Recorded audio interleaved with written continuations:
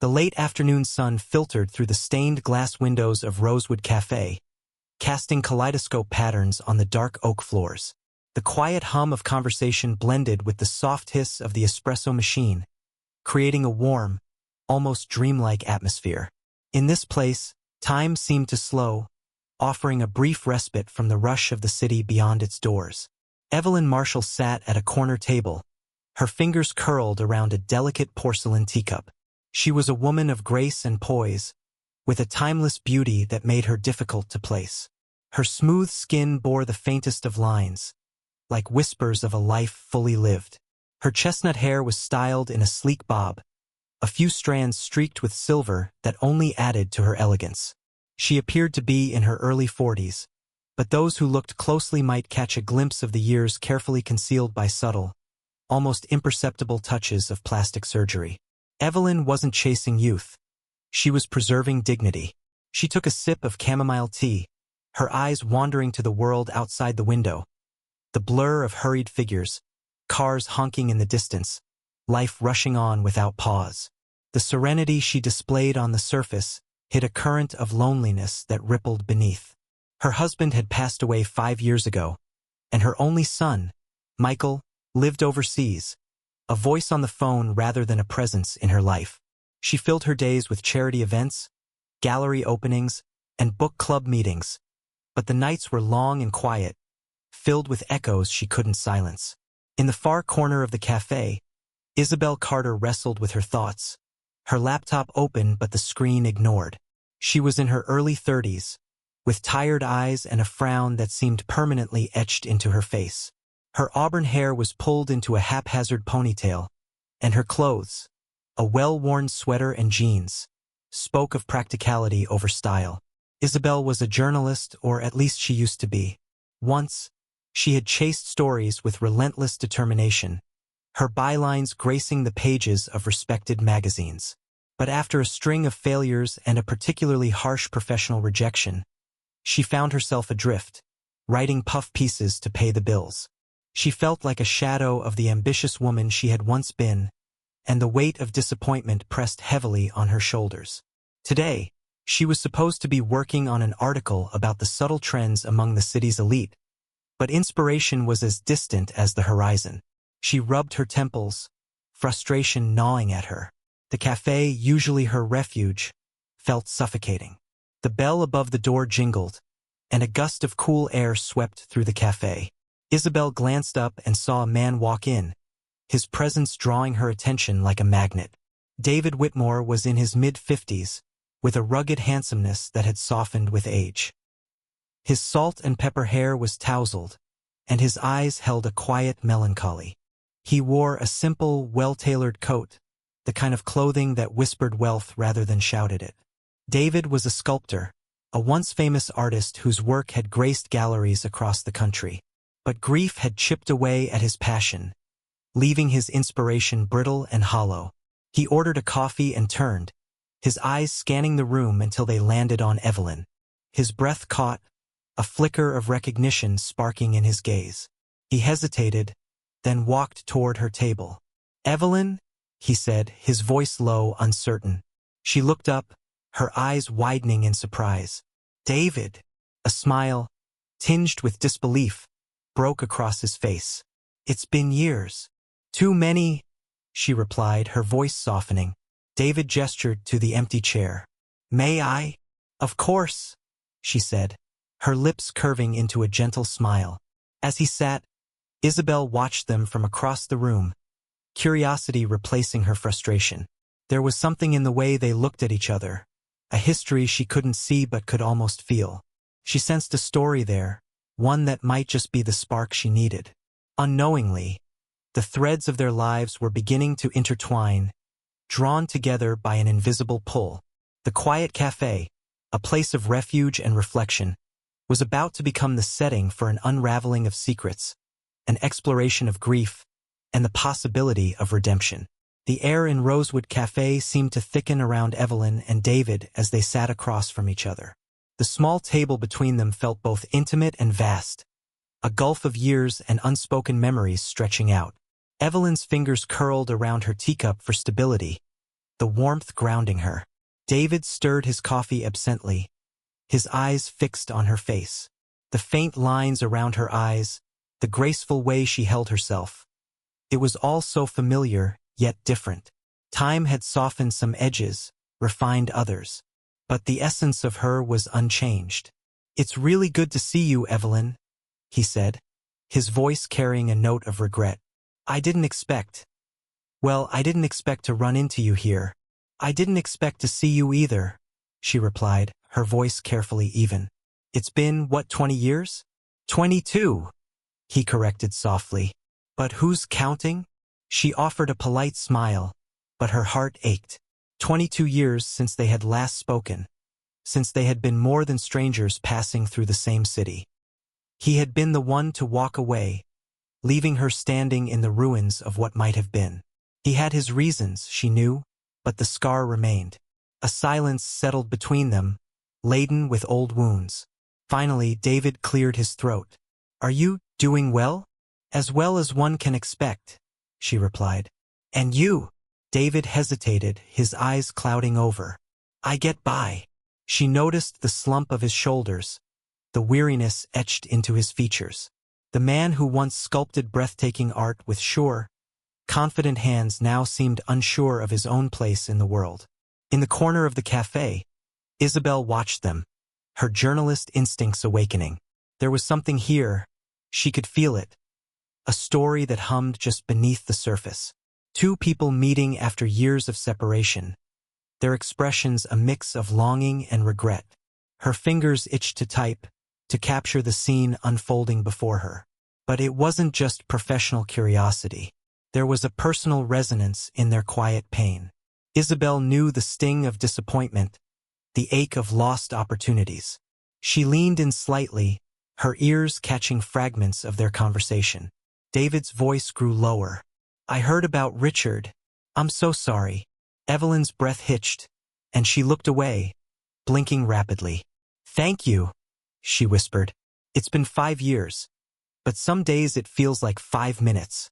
Richard, her husband, the man who had come into her life after David left. He had been kind, reliable, steady, a good man who had given her the stability she craved, even if the fire she once felt with David had never fully ignited with him. David's eyes softened. "He was a good man. I wish I had known him." "You would have liked him," she replied, her voice trembling. "He was everything I needed." David flinched, the words hitting harder than she had intended. He looked down at his hands, his fingers scarred from years of working with metal and stone. "I'm sorry I wasn't that for you." Evelyn swallowed hard, the weight of his apology settling in her chest. "We made our choices, David." He nodded, but his eyes glistened with a pain that matched her own. "Sometimes, I wonder if I made the wrong ones." The rawness of his admission hung between them, a fragile truth that neither of them had dared to speak before. Evelyn's heart ached. There was so much history, so much loss, tangled between them.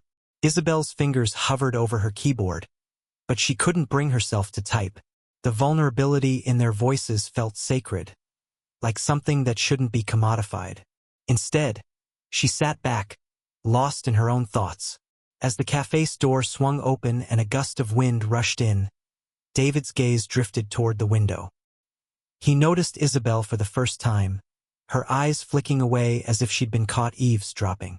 Something about her seemed familiar, the set of her shoulders, the faint frown of concentration. His brow furrowed. "Excuse me for a second," he murmured to Evelyn, rising from the table. Evelyn's eyes widened in surprise. "David!" But he was already walking toward Isabel, curiosity pulling him forward. He stopped beside her table, his presence a quiet storm. "Have we met before?" he asked gently.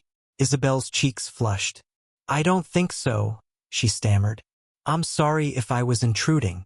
"No, it's not that." David studied her face. "You just remind me of someone." Isabel's heart skipped a beat. There was a pull in her chest, a whisper of recognition she couldn't explain. "I'm Isabel Carter," she said slowly. David's eyes widened slightly, the color draining from his face. He took a step back, his hand shaking. "Carter?" he echoed, his voice barely above a whisper. "Yes," she said, confusion clouding her features. "Why?" David swallowed hard, his throat tight.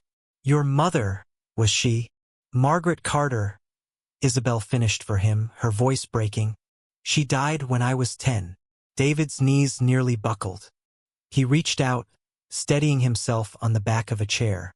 "Margaret," he murmured, the name a sigh of grief. He looked at Isabel, his eyes shining with tears. "I knew your mother." The world tilted for Isabel. "You knew her?" He nodded, his voice choked. "She was my sister." The café seemed to spin around her. The man standing before her, this stranger who had seemed to carry the world's weight, was her uncle, a connection she hadn't known existed. Evelyn, who had been watching from her table, covered her mouth with her hand, her eyes filling with tears. The threads of their lives, tangled and frayed, were slowly being woven together, revealing a tapestry of loss, love, and missed chances. In that moment, the barriers between them crumbled, leaving only raw, unfiltered truth. The past wasn't finished with them yet. A hush settled over the Rosewood Café, the air thick with unspoken emotions. Isabel's mind raced, trying to process the revelation that had just shattered her world. The man standing before her, with grief-lined eyes and trembling hands, was her uncle, a piece of her family she had never known existed. "You're my mother's brother?" she whispered, disbelief and a tremor of hope lacing her voice. David swallowed hard, nodding. "Yes, Margaret was my sister." 1,000 questions clamored in her mind, but the one that came out first was the softest, most fragile. "Why didn't I know about you?" David's gaze dropped to the floor, the weight of decades pulling his shoulders down. "When your mother and I were young, we were close, but life choices drove us apart. I left town to pursue my art, chasing a dream I thought was more important than family." His voice cracked. "When she passed away, I was too lost in my own guilt to reach out. I thought, maybe you were better off without me." Isabel's chest tightened. "Better off without family? Do you know how many nights I spent wondering if anyone was left who cared?" David winced, pain etched across his face. "I'm so sorry," he whispered. "I let my own shame keep me away. But I never stopped thinking about you." Evelyn, who had been quietly listening, rose from her chair and approached, her heels clicking softly on the hardwood floor. She placed a comforting hand on David's arm. "It's not too late, David. You're here now." He looked at her, eyes brimming with tears. "I don't know how to make up for all those lost years." "By being present," Evelyn said gently. "By not running away this time." Isabel watched their interaction, the tenderness and regret between them. She could feel the ghosts of old decisions haunting the space, but also the fragile promise of a new beginning. She took a shaky breath, her heart torn between resentment and longing. "I don't know if I can forgive you right away," she said, her voice low, raw. "But I want to try." David's eyes shone with gratitude, his lips trembling. "That's more than I deserve." "Thank you." Evelyn's hand tightened on his arm. "We've all made mistakes, David. Some we can't undo, but we can choose what we do next." They sat together at a table, the three of them, David, Evelyn, and Isabel, bound by threads of fate, loss, and a hope that felt both fragile and resilient. The conversation was hesitant at first, like walking on thin ice, but it slowly warmed. David shared stories of his childhood with Margaret, of laughter and mischief, of a bond that once felt unbreakable. Isabel listened intently, her heart swelling with a connection she had never known. "Your mother was the strongest person I knew," David said softly. "She believed in me, even when I didn't deserve it. And she would be so proud of you." Isabel blinked back tears. "I wish she were here." David reached across the table, his hand open, tentative. "I know I can't replace what you lost, but maybe I can be here now, if you'll let me." She looked at his hand, the scars of his work etched into his skin, and placed her own in his. The warmth of the gesture melted a layer of ice she hadn't realized was there. "I think I'd like that," she whispered. Evelyn watched them, her eyes glistening. A quiet joy bloomed in her chest. The years had stolen much from them all, but here was a chance to reclaim something precious. As they left the café, the sun was beginning to set, casting the street in a golden glow. David walked beside Isabel, their steps in sync, while Evelyn lingered a few paces behind, giving them space. "I used to think there was no coming back from the mistakes I made," David said quietly. "But meeting you, it feels like a second chance." Isabel nodded, her face softening. "Maybe it's a second chance for both of us." They paused at the curb, the breeze rustling the leaves in the trees above. For the first time in a long time, Isabel felt the weight of loneliness lifting from her shoulders. Evelyn caught up to them, a smile playing at her lips. "Where to now?" she asked. David looked at Isabel, then at Evelyn. "Somewhere new." Together, the three of them stood there for a moment, the air around them humming with possibility. The past was still there, a shadow at their backs, but it no longer defined them. They were moving forward, slowly, tentatively, but forward nonetheless. Sometimes redemption wasn't about erasing the past. It was about acknowledging it, learning from it, and choosing a different path. And as they walked down the street, the fading light casting long shadows, they knew that they were no longer walking alone.